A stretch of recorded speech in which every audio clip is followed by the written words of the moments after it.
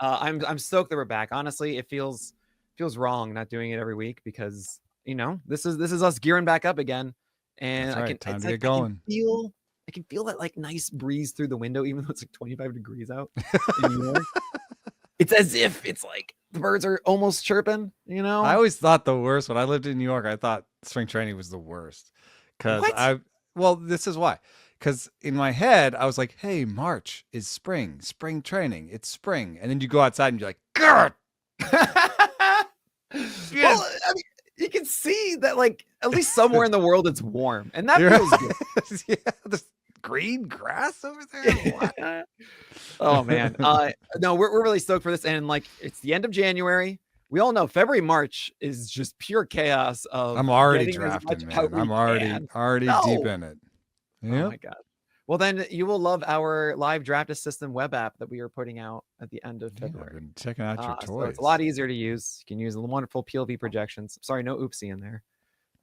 Which I created an acronym for Jordan for. So I mean, he's got to have an acronym. I mean, come on, you can't do that. Even your PPERA had one, okay, and you still called it that, which I can't believe you did. Well, we were talking about it too, and I was like, he was like, I don't think I want to put PPE, and he's like, plus that's just a pitching thing. So That's true too. I that suggested plops, which is like it was like process level something projections. No, Yeah, no. Oh man, I think I called it objectively omnipotent projection system, or something like that. Another one that we thought of was maybe Plunk, so it could be named after a player, and I forget what the. I feel like you're just creating things for us because we have Plaid and we have Plump, which is our PL ump. Oh, Plunk is on the way. Yeah, Plunk is coming. Eric Plunk. What UNK is, guys. I think Plaid's my favorite one though. It's Pitchless After It's Dark. It's the it's when I allow you wear plaid on plaid. I know. My friends actually make fun of me wearing plaid. I make it so that the voice chat in Discord after 9 p.m. Eastern time you can curse inside of it. It's plaid. Pitchless After It's Dark. I want it to be a podcast one day that's a speakeasy podcast that gets deleted at like 7 a.m. and goes I will go on that one. So like it doesn't last. There's no evidence. Our of 2 it, a.m. conversations in Arizona are so much fun. So then the evidence gets destroyed, right? Yeah. And you could just say it's AI, it never existed. But anyway, guys, we're gonna do the craft, and we're gonna talk about some fun stuff. So here we go. Welcome to another episode of The Craft. It's episode 35, the first of the new year. I am Nick Pollack, and joining me, oh wow, it's a special guest for PitchCon Live. It's Sarris. What are we going to talk about today? Well, we will talk about stats because we always do. I mean, we will talk about pitching stats. We'll talk about pitching. We'll talk about all the things we talk about. But I wanted to set us on a sort of a more 30,000 foot level, like further away, a little bit softer takeoff. Yeah. Where, who do we like better than the stats say we should? That's my question to you. Who do we like better than the stats say we should? Something about it's us versus the machines, Yes, us versus the machines today. So, you've put together your rankings. Mine are coming out shortly.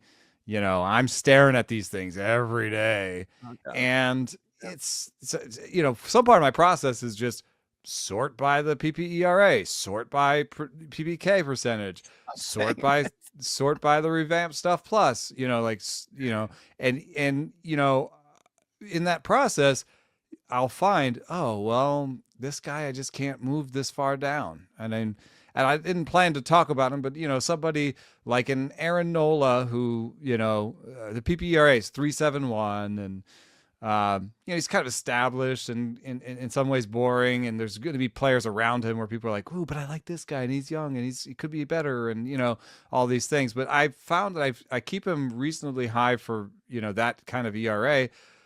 Because I think he's a lock for a ton of innings, and like in terms of pitchability, like the dude knows what he's doing now. Like it's, he's got the three fastballs basically. He's got the big breaking ball. He's got a good enough change, and he can put them all together. I kind of think that we won't ever see like a really bad season until maybe the velo starts really falling off. And so, I think he's just so established and so safe that he deserves to be a little bit higher than his projections sort of say he should be. Maybe it's still a stat. The stat is innings.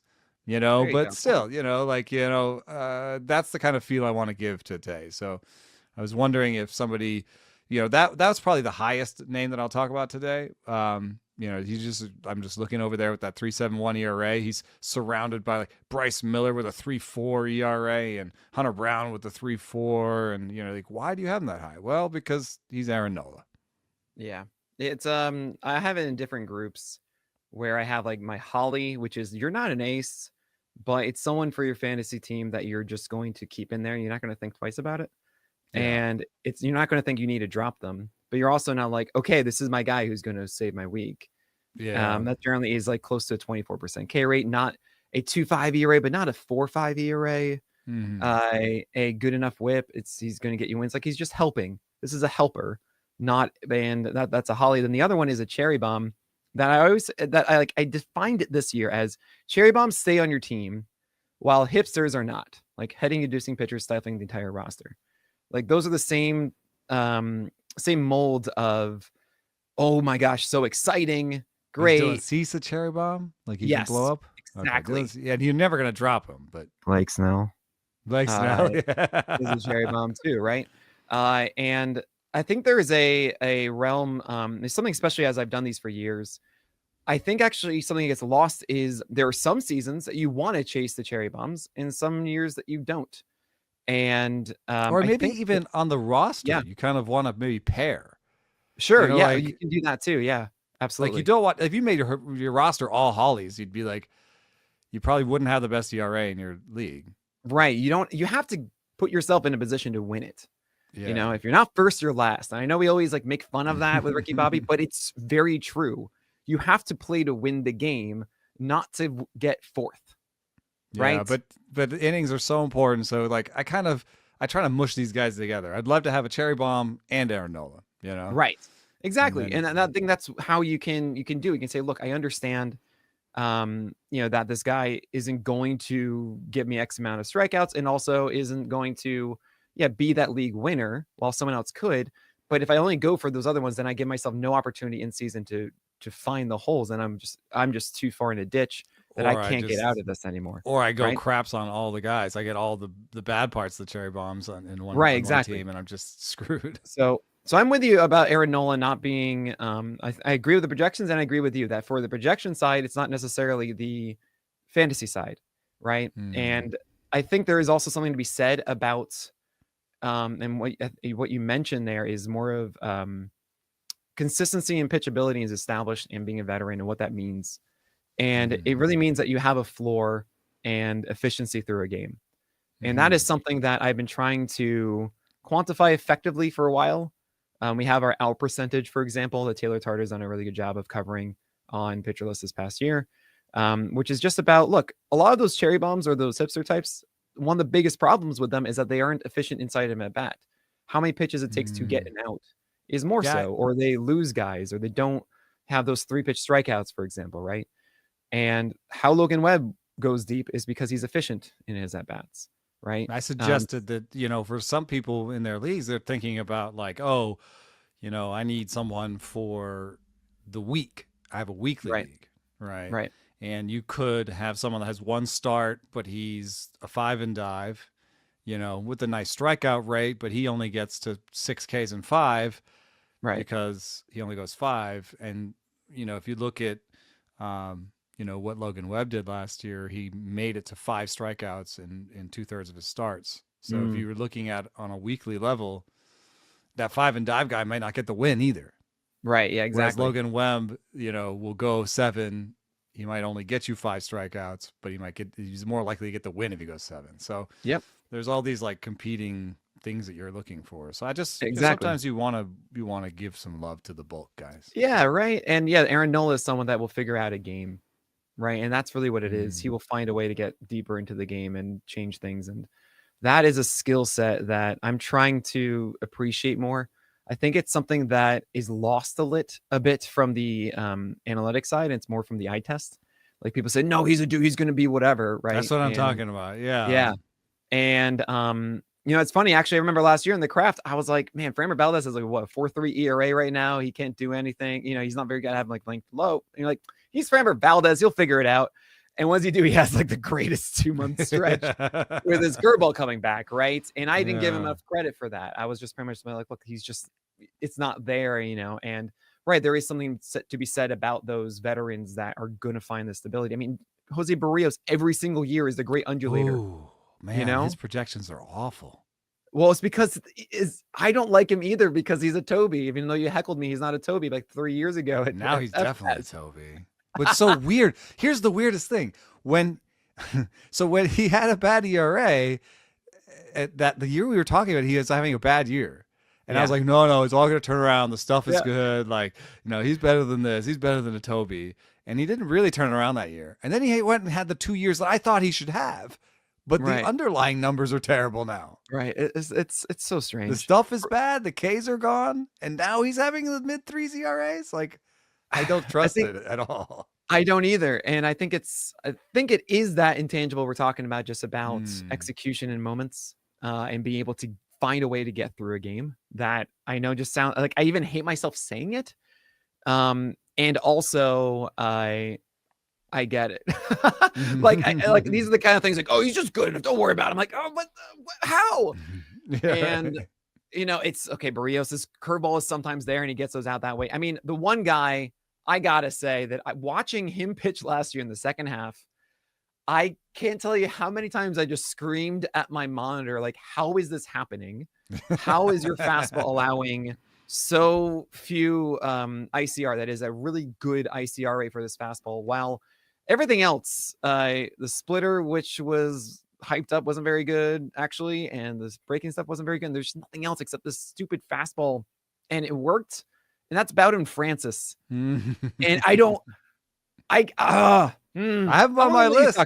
I like it better than the numbers. I know how to segue, Yeah. I'm a pro, man. I got this. No. Tell me about Francis. Why is he better than the projections? Well, in terms of the underlying numbers, I turn to stuff a lot, and stuff is, for Bowden Francis, in 2024, the curveball 106. It's a slow curveball, but it's got big shape, the four seam 97 out of 100. So below average, not that great. The four seam 100 exactly. Not that great. I mean, just like an average four seam. And then the sinker 86, and the slider 89. So you're like, it's like two meh breaking balls, a meh fastball, a bad fastball, and an average splitter. Like, how's this going to work? One thing I did notice though was Stuff Plus has his splitter is better than. See, we were always going to tell our stats, but anyway, Stuff Plus has his splitter better than Kevin Gossman's, and I'm like, like, first of all, I don't believe that, and then second of all, maybe Stuff Plus is not so great on splitters. Yeah, I mean, yeah. Well, that's the thing also with us and sweepers is that the sample is weird, and we pull it from certain things or not. So, like, for example, we loved sweepers our first year because we were just pulling Otanis for the most part. And like splitters can be strange too. So, because there's just a lesser thrown pitch, so that might be part of it. And listen, I think in the end, having watched him a little bit, I just think that the four seam has enough shape. And then the breaking balls have good shape, even if they don't have good feel. I wish he could throw them harder. Maybe he'll come to spring and throw them harder and make me right for the wrong reasons. But yeah, oh god, that happens every year. We're like, this guy isn't good, and all of a sudden they add a new pitch. I'm like, see, I told you. I'm like, yeah. Just breathe, Nick. Yeah. Breathe. But I see four pitches, and another thing that he has that I used to not care about so much, and now I care about a little bit more is command. Yeah. Oh, so wait, wait. I'm sorry. Can you say that one more time? Command. One more time. Command. I like it. Why are you doing this to me? I mean, no, I think we're both like gravitating towards the same middle over the years. Yeah. I used to be, Like, I'm a stuffist. I don't care. right. And I was like, I I think command is the market got inefficiency. burned by and enough like, Edward Cabreras to last a lifetime. So, right. And I get burned enough by like, I don't know, like I see, yeah, I see like George Kirby. I'm like, I don't Merrill care. Kelly or No. something, or you don't care. Yeah. Yeah. Oh But God. Anyway, please. so I see two fastballs, and obviously the four seam he uses more, but I see two fastballs. I have number of fastballs as a column when I'm doing my rankings now. And I see 5 pitches. I have number of pitches as a column too. Nice. And I actually did a query on rates and barrels today because we were doing pitchers week, and all I asked was, do you have 6 pitches? And we looked at the list of pitchers with 6 pitches, and they were almost all good. Now, he doesn't have 6, he has 5, but like, there's something about this, like, oh, he picked up a pitch. He picked up a splitter. He has 2 breaking balls. Like, he has pitch ability. Like, he has the ability to add a pitch. Like, he has some feel. He has, and I know he's 28 and it's taken forever, but I think this is why it takes forever. It's like finally figuring out the right combination of pitches and movements and plan of attack. And the fastball, it's not going to be as good as last year. I am not saying that, but I'm saying that maybe he still will be like a mid to high threes, guy that will be usable in fantasy and will have some good stretches. So would you take him in a 12-teamer? He's like a last pitcher type. Yeah. Okay. So the way I see it I'd like is to know some velo. Like he could go back to his closer, like his relief velo, like more 94 plus, So so what I'm hearing is, I mean, generally when it comes to your last pitcher in a 12-teamer, for me, it has to be someone that is going to be well established early, like showcase, hey, you are way better than being taken as the last pick, or you're definitely not the last, like you shouldn't be on my team. Like it needs to be one or the other. Like, because then that last spot, if you're fine, if you actually are acting like the 276th pick, then I got to go and chase something else off the waiver wire. Yeah. So I've got some other guys around him. So he's like, this is like the 70s in my rankings. I think that's good. That's like, in a 12-team league, you kind of want 6-7 pitchers, right? I think you want like 6 starting pitchers mostly. Well, no one listens to my rankings, so it's great. So I always get guys that are in my 50s. I'm just kidding. No, but like I have guys down there that maybe fit what you're talking about better. Like Spencer Arguetti is like a poop. He's like a pooper get off the potty guy, right? Like he's either he's on my list. Look at you doing segues like a pro. There you go. Tell me about Spencer Arguetti, because that might actually be better than Bowden Francis, because you'd be like, wow, the strikeouts are going to be there. If he puts it together, then he's going to be way better than my last pitcher. So I can't remember who sent it to me. I think it might have been Michael from First Pitch Arizona, and who sent me an article from David Lorela, who I got to meet in First Pitch Arizona. I've read his articles for ages. I think he's one of the more underrated writers because the interviews he does with players are just incredible. And he did one with Spencer Arrighetti. And the way Arrighetti talked was so good. How he understands, like, hey, I came up. I was like, cool. I got all the stuff, whatever. I'm just going to throw it in the zone. Then I realized, like, oh, no, I need a pitch. I need to actually do things with this. I need to work on deception about what they're thinking as I throw these pitches and where I should actually locate it. And so he came up for 3 games, went down, and then came back up. And then the second half was just brilliant, right? It was him locked in. And when he first came up, I remember actually being excited because Arrighetti is a guy that throws like 94 with a very flat fastball and intent to go upstairs with it, which is like, okay, we're cool with this. And then he has multiple swing and miss breaking balls.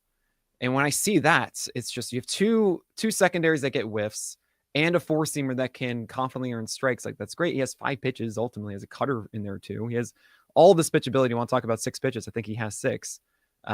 He might have 5, but I think it's 6. And then you have the Astros. And I'm going to say the Astros, I think, is a very good situation to pitch in. You generally have a good environment. Now, I mean, you can say what you want about, oh, God, is it Dakin? Do I have to say Dakin now instead of Minute Maid Park? It's Dakin Park. They changed the name, didn't they? I try not to even. When they play in Houston. I can't even. They play in Houston. You know, it's funny. I didn't even know that Dagon existed, and then I went to What Hong is it? Kong, and the Oh, it's appliance up there, everywhere. my sister was Dagon, and then the first store I saw was Dagon. I was like, what? Yeah, they make like Oh air god. conditioners. Right. Yeah, great. And how did they have enough money to buy the name? I don't know. Regardless, Spencer Argetty's in this really nice situation, has legitimate strikeout potential. I think the Astros are going to let him fly, 5, 6 innings. The one thing that made me concerned a bit while watching him last year is it felt a little chaotic in his in where he was going at times. It was just kind of filling up the zone as opposed to, cool, I'm going to execute an at bat. But I think he got better at it as it went on. And yeah, he's a perfect example. Look, if it's just like too ridiculous in the first game or so, I'm like, all right, move on. Hmm. But the projections on him are just like 4.5 ERA, 134 whip, just don't touch this guy whatsoever. And I found myself coming way around on the Pasta Pirate, Mr. Arrighetti, over time. So I'm a Yeah, huge I'm fan. looking at the heat map of his fastball. Maybe I should look versus lefties and see how he looks in it. Oh yeah, that's actually been a massive habit for me when I go over my teams. I do lefty repertoire split, righty repertoire split. He You can really hit see up that and how they, away with the four seam, which is good, but he doesn't really hit inside, which is something you look for. But yeah, I I bet generally do. you. I think sinker is, if you got a sinker to do that, honestly, these days is what But works I'm the looking most. at the cutter right now. Oh, he doesn't get the cutter inside that well either. No, He to kind lefties. of Yeah, he uses it as a strike pitch over the plate. he, Yeah. yeah, it's over the plate. So Yep. he doesn't really go inside to lefties. He's just You kind want to know of like something crazy middle though? away. And the command isn't great. I just want to point out real quick. He Yeah. did really do a lot better. The Stuff Plus revamp, I think, is going to be up next week. Mm-hmm. And he went up to 111, which makes a lot more Oh, sense nice. because, Yeah. and I think it had to do with having multiple fastballs and the way that we're treating fastballs now. He's got the cutter. The cutter went up and the four seam went up. So I think that makes more sense for a guy with his strikeout rate. I think he struck out almost 30% of the guys he saw. And what's also really important to know is that he was really bad for a while, and then all of a sudden he was really good. Spencer Arrighetti through the last 3 months was a 3.08 ERA with a 118 WHIP and a 29% K rate, and just an 8% walk rate. That's Spencer Arrighetti. Now, if you looked at Spencer Arrighetti the day before, and I don't know if this guy's going to be good, Nick, because he has a 6.13 ERA and a 165 WHIP and a 12% walk rate and a 25% K rate. So he obviously fixed himself and had a lot more of that control in the zone. That cutter also against lefties, it was in the middle of the plate, but it was a sub 30% ICR with a 70% strike rate. It actually helped him combat the four seamer a ton, because the four seamer does get hit by left-handers. But anyway, Arrighetti's the perfect example of a guy that I would be going for late in my draft. He technically has 6 pitches according to us. Like he threw like a rare slider in there. Maybe there's a sinker to help against right-handers inside, because only a 10%, actually an 8% swing strike rate against them last year. As he kind of threw it down the middle. Got to get that thing up a little bit more. Arrighetti is certainly on the list of like, yeah, projections. You're wrong. Sorry, buddy. Outside of that, I mean, I'm not totally sold on about him. Francis one. I want to be wrong, and maybe he does show up with velocity, which is also one of the things that we talked about in an earlier episode, or guys that we're excited about for next year. And I got to think that I'm going to hear about Landon Rupp now. The projections probably don't like him as much as you do. No, I've got a completely. I'm not even sure what's going on. I think they have Hicks as their 5th starter right now. So Rupp isn't even in the rotation. No, I don't think so. Oh man. And I think he did get hurt a little bit by our revamp. But that's what I heard crying the other night. It must have been you from California. Yeah, that was... This is this is one where I don't really have any numbers for you. I'm kind of this one's just feel. Oh yeah. He's so cheap right now in drafts.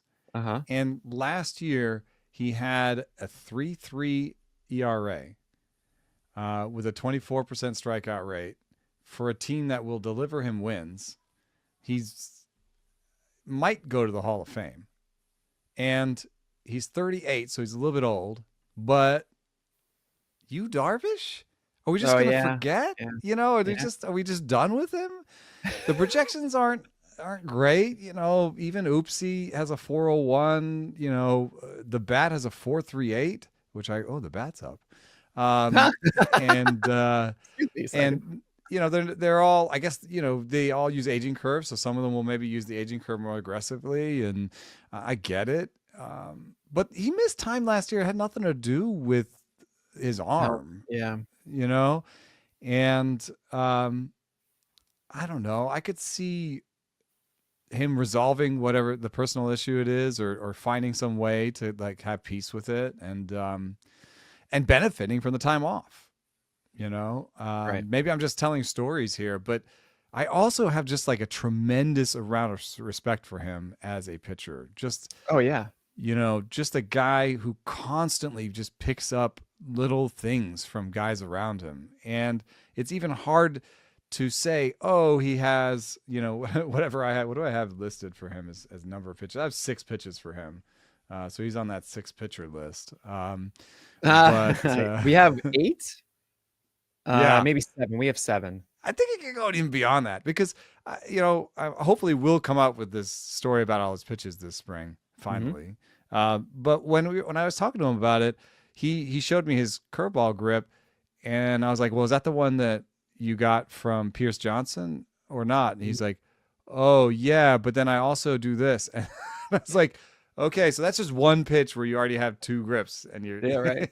and I bet you're like that for everything, you know? Oh my And if gosh. you watch his movements, you know, during the season, you'll notice that even things that we call a certain pitch will get harder or softer. You know what I mean? Like, Mhm. I don't even know if in your group you have the ephus. He does actually throw the ephus Oh yeah, no, sometimes. we certainly Slow just curve I'm not ephus. adding a whole category for slow curve. I'm so Yeah, sorry.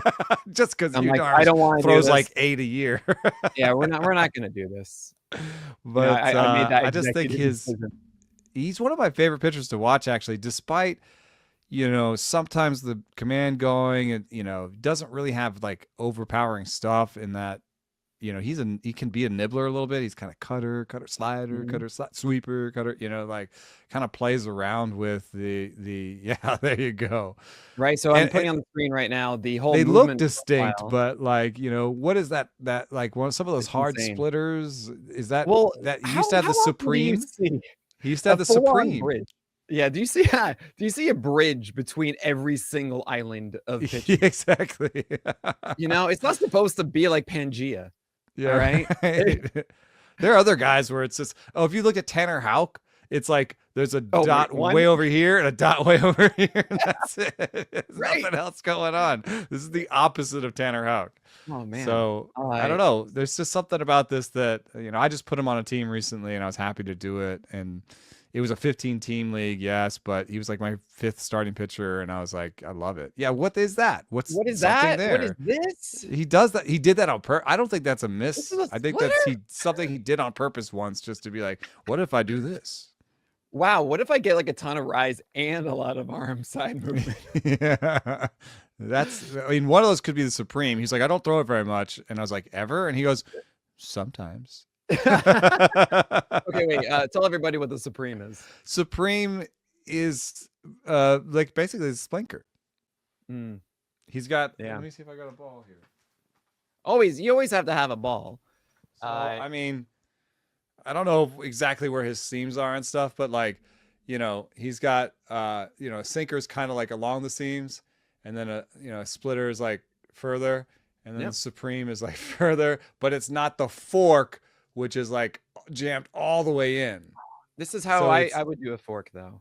yeah, I would do the I mean, I seam. know that the seams, I'm not exactly sure what the seams, I don't have the picture in front of me, but it's like the Supreme is like, it's not jammed all the way in where Yeah. like your knuckles are really spread. It's a little bit more like a sinker, like it's in the tips of the fingers, So but it's it's not more like a spread than foxball a though. spinker. Yeah, I don't know. I think it's a little bit like a splinker. Mm. No, man. Good old splinkers, huh? Because all the Thank you so splinkers, much. what is a splinker? A splinker is basically somewhere between a sinker and a splitter. And when you look at people that have said they throw splinkers, they don't get as much drop, and they're harder than splitters. Right. But they get more drop than sinkers. And I Yeah. think you kind of get drop from kind of spreading those fingers because you're killing the spin a little bit. Like Absolutely. the No, tighter your the fingers are, like a 4-seam, you're kind of like you're tight on there and you're ripping the seams, and that's Yeah. a high seam. That's a high spin pitch. So one of the things that I remember learning about a lot about was It's about just how much of your finger is on the baseball, right? And so especially for me in college, I threw a two-seamer, which I also did it incorrectly. I didn't even understand the physics of it at the time. Where like I had my finger out. I thought I was doing like the reverse cutter movement, like a shudo. I thought that's how I got my movement instead of seam shifted wake. So instead of putting it down the railroad tracks, as Lewis Thorpe would say, I did it like this, like an idiot. But I would just do this anyway. It didn't matter. But so I have it very loose. Did it work? Did it Oh, it totally worked. Totally worked. But then sometimes I actually did this and I actually got the shudo movement when I wanted to do that away from a righty. It's fine. The main thing though is like, cool, how far away is the ball from the webbing of your hand, right? So here's a lot of space. That means I can throw it harder. That makes sense to me when I think about a curveball, because in a curveball, you're putting so much finger on it. Yeah, you're putting it into your hand as much as, you're doing that. I would do this. I would actually have a gap here. Just be easier for me. Some people don't. Some people like try to get it right in there. Joey Lucchese, I mean, come on, that's a that is no, but even like when they teach my kids and stuff, they talk about like just get it in there and like interesting, like accent, like like Yamamoto is kind of like this. Yep, it's all about however you feel like you're getting. But that's a lot of finger on the ball, right? Seam, right. So like it would be the chunk of the bottom of my index finger if I really pulled it in, and that's pulling it down. For me, I was always about the top of my index finger. So that's where everything, all the feel of pitching came from. Every pitch had to go through that. So for a curveball, for that, I needed it focused there. But what I'm getting at is you have the sinker, and I have the forkball where I'm like really like no webbing to it because I wanted this to get the loop to it. But for the Fosh, or if you want to go to a splitter, I could do this where it's not quite in the webbing, but it's more so than the sinker. So it's going to slow it down. It's going to emphasize more of that drop to it, as you said, kill a spin. And the deeper you went, the more split it got. Right. And that's just kind of how it is. Just really. So you're saying the more finger kills the spin in this situation. Exactly. Okay. Right. So the more of your entire finger. But with a four-seamer, like what you really want is you don't. Oh yeah, I've heard it's like a viper. At all. Like a viper, exactly, like a claw, or the venom, right, coming out. So the more that you touch it, the more that you resist the ball. I mean, that's why it's called a palm ball for a changeup, right? So you would stick in your palm, so you would resist. A circle change is essentially throwing a two-seamer or a four-seamer, but putting the ball deeper in your hand. I bet you Darvish is a little bit like you too. Like everything has to go through his fingertips. You know what I mean? Like he's kind of a breaking ball god, you know? Yeah. It's just like, for whatever reason, your brain connects to certain nerves. Like, yo, you my boy. Yeah. That's what we're going to talk. You know, and that's how it was. I think some guys are middle finger dominant. Oh, yeah. I mean, those are the ones I want to do a Vulcan. Because I'm like, why would you ever do a Vulcan instead of the other one where you go through an index finger? But some people want that. So there you go. Anyway, I just think, and I think you, Darvish, like, I think you will actually know a little bit more about him early. Like, you'll know in spring if he's healthy. Like, you might be able to get some fastball readings. You know what I mean? And even if he's like a 3.8 ERA guy, like the Padres are going to give him wins, and he's a genius. So, I'm so on board with you. I think Darvish is going to help your fantasy team. Yeah. Right. I mean, sure, it could be a little bothersome at times. Like there are games where he just doesn't have command of stuff, and I was talking to somebody and they're calling it like it's a canvas that he paints every day. He doesn't know necessarily what he has, but he figures it out. And some days it's just bad. And that's how it is with every single pitcher. But I think for the most part, Darvish was effective for your teams last year, right? And I don't think he will harm you this year. So that's a great pick. I mean, I think you mentioned him too, but Lucas Giolito, everyone just gives him no respect. And it blows my mind. That's all. That's all I really want to say about that. I could see numbers having a hard time with like a straight change. You know? Yeah. It's just so boring looking in the numbers. It's like, so you're just gonna throw a thing that looks like your fastball. Well, I mean, one of the things that's interesting about Stuff Plus was like early on, one of the things that really surprised everyone was like, oh my God, sweepers. Like I think you kind of pointed that out when you were talking, and it's like, oh my God, sweepers. And so the Mariners are like, let's teach everyone a sweeper, you know? And even the Dodgers is like, let's acquire relievers and teach them sweepers. Let's Urias and Phillips, hey, sweepers. The Yankees, Clark Schmidt, Hayden Wesnenski, they're like sweepers for all the guys who are kind of, over here, and then we kind of realized, oh well, sweepers aren't that good, righty on lefty, and Mhm. not everybody's sweeper is good, and yeah, like Logan Gilbert came up and was like, it looks good, but I have no idea where it's going. I can't use it. Right. you And then know, killed Lance McCullers with his throwing the pizza. Yeah, And then might have hurt some people, but yeah, Keith Meiser thinks it's hurting everybody who throws it. I think some people have the mechanics to throw it without hurting themselves. I don't think they're all sure. throwing pizza boxes. Oh no, right. But then also you do have the aspect which I think really affected Nick Pivetta, where against right-handers his four-seamer is way worse than his four-seamer against left-handers. And it's not because of the four-seamer, it's because he throws curveballs to the lefty and then sweepers to the righty. And he's a very over-the-top guy. So But then he how has to they come relate down to for the each sweeper. other. And it's just like people can tell that this is not the same arm angle as the sweeper. Yeah, Bryce Miller struggled with that too. He's a very over the top guy. Every time he threw a sweeper, they're like, I know what that is. I can see right, it. exactly. So it's not for everybody. And I think honestly, sweepers are made for your Clark Schmidt type, your Michael King, your lower sinker. It's like the old sinker slider. It's sinker sweeper, But my point was that who was my point? What were we talking about? Lucas Giolito and the changeup. Actually, PLV loves it the last 3 years. It does, even the straight changeup. Yeah. I mean, even stuff play. Yeah, see, it's location focused because he like throws it in the zone. He likes to throw Kyle's it high in the chat. zone. He'll tell us. Yeah, but yeah, tell us if stuff actually loves it. But what I'm saying is that like, the models get better and our understanding of them get better, and then also what you were talking about, the sampling, like there's more and more of them. Our model gets better at knowing what's good because there's more and more of them. And so what happened with changeups was, the model was better at power changeups early because it didn't have seam shift awaken. It didn't have before Hawkeye. There were stuff models internally before Hawkeye. And what did they say? That thing that Felix Hernandez threw, that was awesome. The Greinke one, that was awesome. We can tell you why it's awesome because it has a ton of movement. So if you're trying to throw a changeup now, throw it as hard as you can and get a lot of movement out of it. And that was an easy way to teach kids too, right? I feel like it was like just throw it so you get the most movement. Yeah, get it and get as much movement as you can out of it. That's what you're looking for. Now I think we're getting a little better at understanding some seam effects and what the value of seam shifted wake is and some of these things. And I think our understanding of changeups is refining. Our understanding of split fingers is refining in front of us. And so what we saw last year was the first year that sinkers came back into vogue. It was the first year sinkers were thrown more year over year than they had been in like 15 years. And cutters are up. And I think a lot of these are because our models are getting better at them and our understanding that you need more than one fastball is getting better. So like, it is weird to try and study. Anytime you try and study pitching, you're studying like a snapshot of time. Yeah, that's a great point. And it's going to be moving. And so, somebody might criticize something for like Stuff Plus for like, oh, you guys just retrained the model again this year. And that's why it's better. It's like, well, we had to, because if you don't, if we froze Stuff Plus in 2021 and just kept referring to it, it would just get worse with every year because we weren't taking in any new information. Right. And so, sometimes I look at Giolito and I'm like, I bet you our understanding of how good your pitches are is only going to get better, and our understanding, like, these new metrics that are out on BP that are kind of on Baseball Prospectus that are about how pitches fit together. Yeah.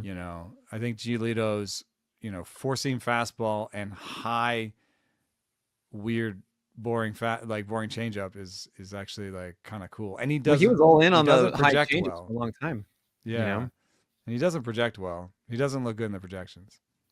So a couple things quickly on Giolito here. I remember last year before he had Tommy John, his velocity was up in the spring. And we were like, oh, this is going to be really cool. Giolito, oh my gosh. And then all of a sudden, nope, okay, we're done.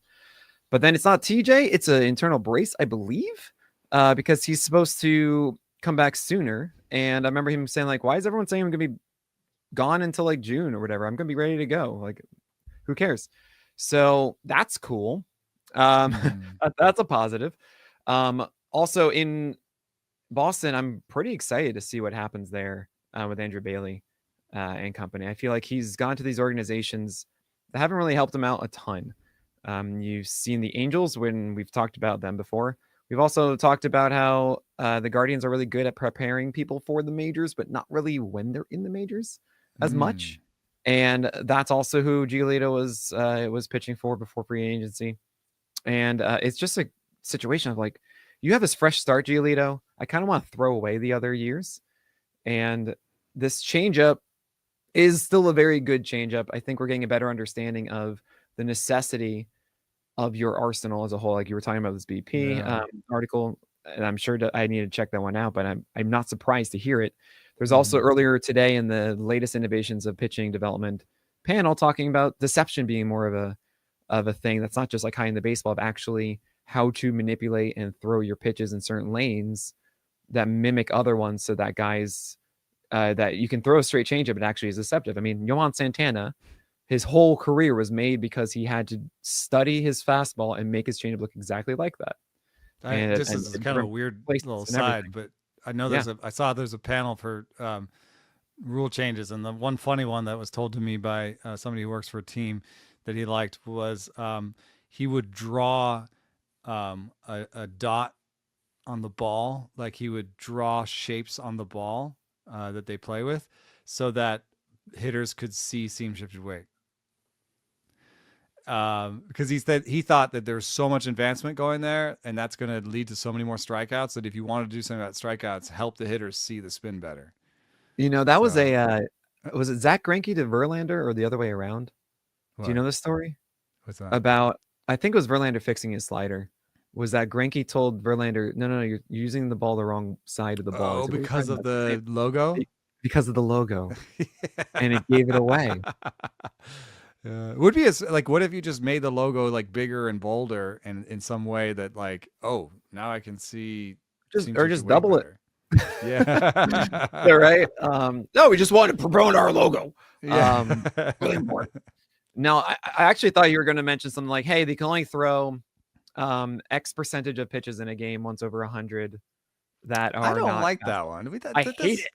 It's what I just don't like about it too is like it's anti-competitive. It's just like, well, I can't do this good thing.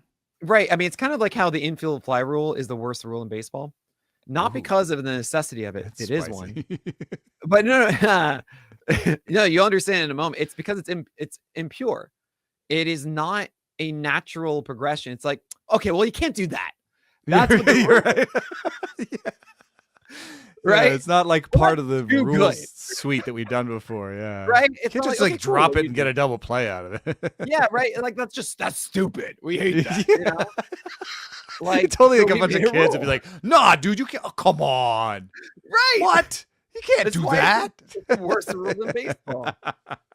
You know, everything else is like, it makes sense. Okay, cool. It's part of this. Oh, here's this. And it also leads to like weird things where people are like, wait, is that an infield fly? There was a big play against the Braves, or maybe the Braves. Don't mention that to Braves fans in the playoffs. Come on, don't do that one and shout in left field. It was not an infield fly. But because the umpire did that, oh, there you go. So like, what if there's like a misread on and it's 100 and it's not 100? Let's just have flags in baseball, okay? Let's just make it so that the Chiefs can make the Super Bowl challenge. This pitch is too good. Get him out of there. Oh gosh. But anyway, okay, bring us back here, Giolito. I'm very excited about this one. I think it's a blind spot for projections a lot when you have guys that go through a lot of season and they come back kind of like DeGrom in a way. But then again, DeGrom looks so good, and I'm just so excited for him. And you know what? You know, where are you ranking Jacob DeGrom this year? Oh, what are you doing with this? So hard. I know. We're gonna put you through pain. And it like unveils all my biases as a player. Like, what am I doing right now? I'm playing in 15-team draft and holds with 50 rounds, right?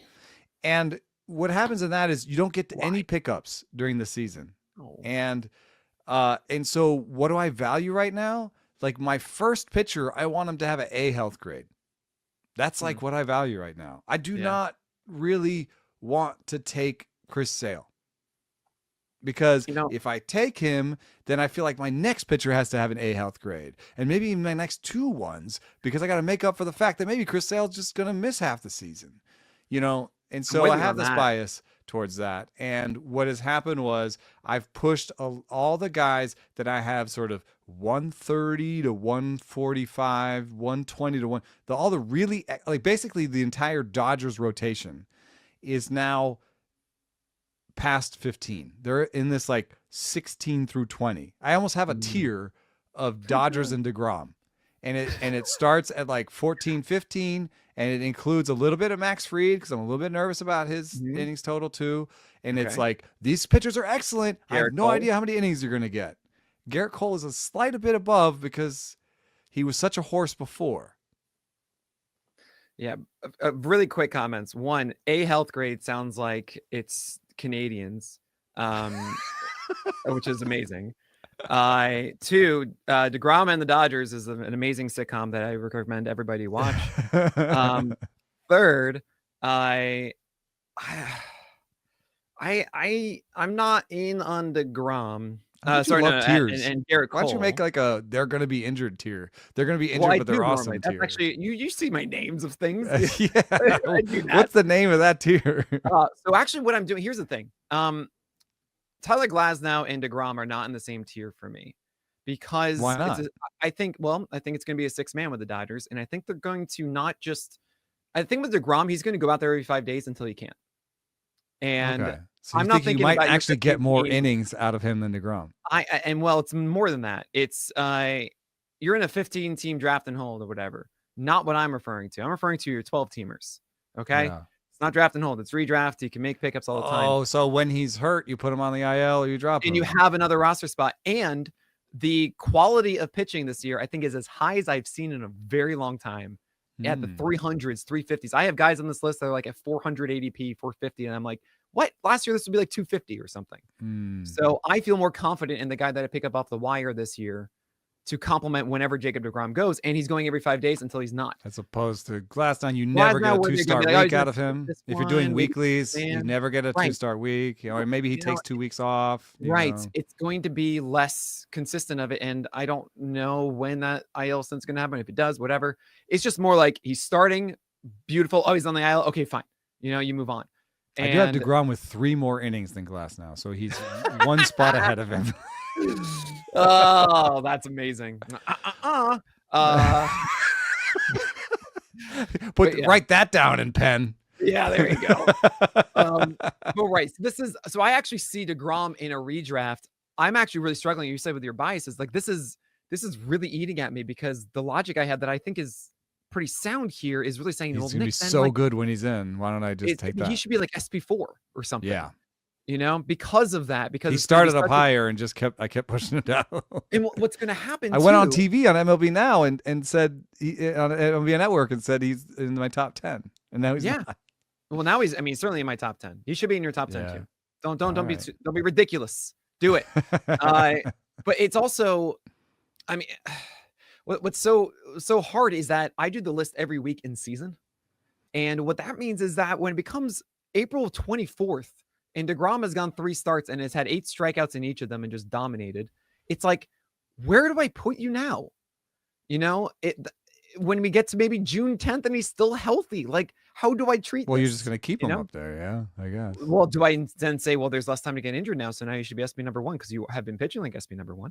Like, how much do I weigh in that future potential of it? And this is the healthiest. It's a little bit like Sale, like last season. You're like, oh, he's going to be hurt, right? He's going to be hurt. Wait, he's not going to be hurt? And then he was. Then you lost him for the last 3 weeks of the season, but you know, whatever. But then I moved Glasnow to the top 3 of the ranks because I was just like, you are like demonstrably better than everyone else right now. And if I had him in a 12-teamer, I wouldn't give him up for someone who's performing worse than a weekly level right now, right? And that's the hard part that I'm wrestling with myself.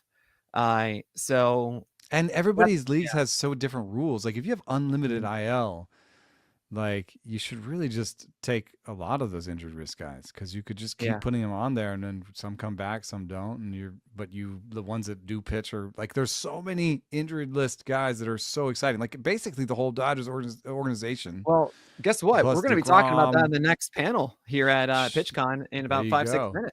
All the injuries. Strider, how many innings are you going to get from him? He's going to be great. Oh, God. I don't. Where am I supposed to rank Strider? I have no idea. I have no idea. He won't be. You could just not rank him because he won't start the season. Well, no. I rank them all in the preseason, and then I take them all. Okay. All right. Please. I do that because we're drafting, and then you're not drafting Spencer Strider in season, so whatever. Okay. But here's the thing. Here's the other argument. Okay, think about this. I'm talking about my 12-teamer. Okay, I'm talking about hey, quality when they pitch and not. when Strider comes back, it's dope, right? He's just Right. gonna be a stud the rest of the way. Let's just say it's June. But it may 1st, not be right? in April. Yeah. Well, let's just say it's June 1st though. That's 4 months of being a stud. So like Paul Skeens last year or something like that, right? Um, Yeah. What did I he will end up also being? He ended argue, up being like a top 5 pitcher on the season, right? right? In I fantasy. will also argue that a roster spot in April is more valuable than any other month. Like freeing it up. So if you put him on Yeah, the IL and now you get to pick up a guy for free. Yes. right. But I play in so many leagues that don't have ILs at all. Well, we're not ranking for those. We're Okay. ranking for the standard 12 teamers that have 2 to 3 IL spots. That is what we're ranking. All right. Okay. That's the standardized format. I feel for you who do not have that. Okay. Yeah. All right. So that's the wrestling that I'm going through with Strider is just like, wait a second. I should be, but then it's like, well, things happen all the time that they're not fully healthy right when they come back or so, and they haven't proved it. Like DeGrom A actually showed it. So that's revision. okay. I do really prefer a guy comes back and shows me even 3 innings or 10 Yeah, innings DeGrom did that. before, because they got all the way back. They got into a game. They showed me their stuff. I wanted Yeah. to see their stuff. We don't even know what Strider's going to sit, Well, here's the thing. We do know one guy. He was on the bullpen, but he threw 99 miles per hour, and that is Sandy Alcantara. Sandy Crush. Here we go. The projections hate him. They hate him. It's like a They 4.3 ERA, 122 WHIP. Oh my Well, gosh, I've got a it's 3.37, so. Oh, okay. Well, that's a little bit better. I'm a fan. I'm not as much of a fan as I was previously because a lot of his value is rooted in volume, and it's very questionable how much. And will he Miami come back throwing that he was striking more people out with that cool breaking ball. He was throwing a better breaking ball. Yeah, But then did that hurt him? I don't know. He was throwing it was a really hard curve, right? Was that what it was? It was Slider. a really hard curve. It was. Or maybe Wasn't the it? slider. I mean, it was 4-pitch with a sinker, 4-seamer, change, slider, like amazingly hard changeup, like Edward Cabrera, who also I love because he's one of those guys that you see if you figured it out and added the slider or not, and you move on, and that's it. That's Great. I guess. Don't listen to projections. Projections are worthless. Unless you're me and you just love Edward Cabrera over and over again, throwing yourself against the wall just repeatedly. You dirty stuffist. Maybe next start he'll have it figured out. All right, we have a couple more minutes. I'm just going to say the names of the ones that are on my list. I'm sure you did too. I have Reese Olson, who's really low on the projections. I'm just using ATC here. Kodai Senga, they're just saying he's going to have like a 128 whip, which I don't believe. Clay Holmes, they don't like him. I like him. I think he's going to be good. Ryan Nelson, who we were both also like, how is this working out? And I don't quite know, but it worked. He Gavin has weird Williams. home away splits. Yeah, that was weird. Gavin Williams. Gavin Williams on my list. Dude. I'm a huge, I just think he fan. he figures it out or something. Well, it's just like a lost year last year, and he has 7 feet of extension at 96, 97, even sometimes 98, and then also adapted to cutter, which is I honestly think is the whole thing about deception that we're talking about with 2 fastballs for strikes. With extension just means like they can't tell what it is. It's the same lane for both. That's how Garrett Crochet went from a slider to a cutter, and it was absurd, right? And there's one other guy. I don't know if you know him. His name is Bobby Miller. Yay, let's do it again. Yeah! Bobby Edward Cabrera Miller. Oh I have I did like an Oopsie versus Steamer thing, and I realized that there's so many players that I like that Oopsie just likes better than Steamer, and I guess maybe I even like him better than Oopsie. Gavin Williams is high on that list. Sean Burke is on that list. Sean Burke. Sean Burke. But what I was really trying to do was find guys that maybe either projection didn't like and I still liked. And one of those is Zach Gallen. They have him all going up to 3.8, 3.94. And I get it, but the velo was starting to come back late last year, and he has 2 breaking balls he can command pretty well. And like when we were talking, this is what I was getting at earlier with the sort of soft skills and the veteran pitcher, and like he's like a big mix that he understands, and he can kind of, I mean, sometimes he gets too pitchery, I know, but he has 4 pitches that he's used at different times. And I think he can go back to being a 4-pitch guy. And I think he has a pretty good feel for pitching. So that's one. And then Casey Mize is one where I just look at the parts and I'm like, listen, you've pushed that 4-seam to the point that it's a good pitch. I'm pretty sure it's a good pitch. And the splitter has been a pitch that you've had forever. You were drafted on the splitter. and now you're throwing the slider at 90 miles an hour. Like theoretically, you're good. You tell everybody that who after we recommended him and Matt Manning last year. I told man. Casey Mize that to his face. Yeah, he said, "Well, I don't have a feel for spin, right?" And he said, "I know, man. It's." And I was like, "Do you feel like you're wandering in the woods and you're right about to break out? Like you're right on the edge of the woods, and you just turn one more corner, and you'll be out of the woods." And he's like, "Yeah, actually, I do. And every start, I feel very hopeful that like this is going to be the one where I figure it out." He's like, he was a little depressed, but oh man, it was late last season, and he didn't really figure it out. But after I talked to him, he was throwing the slider at 89, 90. After that, he was throwing it even harder after I talked to him. And, it's either going to, he's either going to get hurt again or it's going to work. Oh my God. I really hope the band makes it. I really do. No, I mean, last year too, we were really excited about the four-seamer and everything. And I think that honestly, when he first came up, the slider looked like a cutter. It was a golden pitch for him that was just maneuvered around, getting strikes whenever he wanted to. He's just got to find some feel on a breaking ball.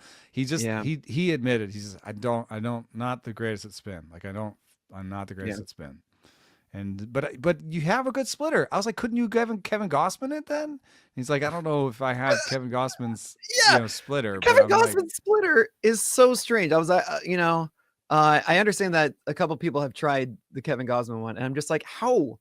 Like, I remember seeing the grip. Maybe it was even your image I have of it. A picture of it, yeah. And I was just like, I can't do this.